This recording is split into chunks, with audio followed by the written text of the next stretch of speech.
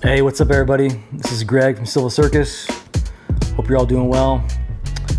Today, doing a book review, hence behind a bunch of sweet books. All right, the book that I want to review is a book I recently finished.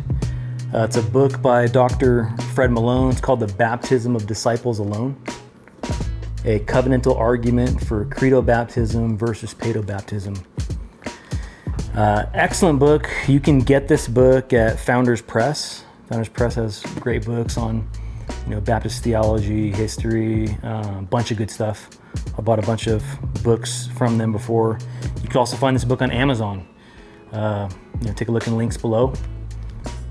This book, just a few highlights on this book. number one, covenant theology, huge subject, right? Spurgeon said something to the effect in a sermon on the covenant of grace. He said, he who has an understanding of covenants, and I'm paraphrasing here with this part, covenant theology is a master of divinity. All right, those are big words from Charles Spurgeon, the Prince of Preachers. And he held to a view very, very similar to the view being taught in this book. One thing that struck me is I've probably read maybe 10 to 12, different books on this subject from varying positions, from the Presbyterian covenant position, from the Baptistic covenant position. One that's really big in this book that struck me was his argument from the Regulative Principle. But as you guys don't know, the Regulative Principle was something that Zwingli held to compared to Martin Luther, who held the normative principle.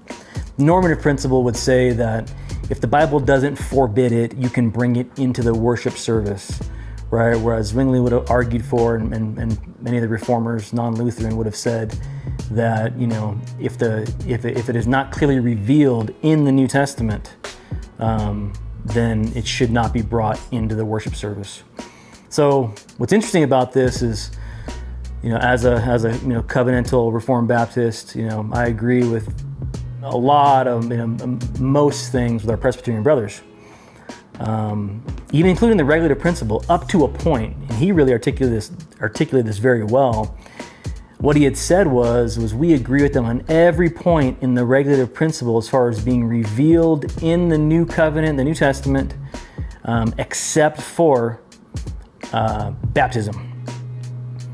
So he argues for it. He says that Presbyterians, their argument is not a New Testament argument, and he quoted the best, John Murray,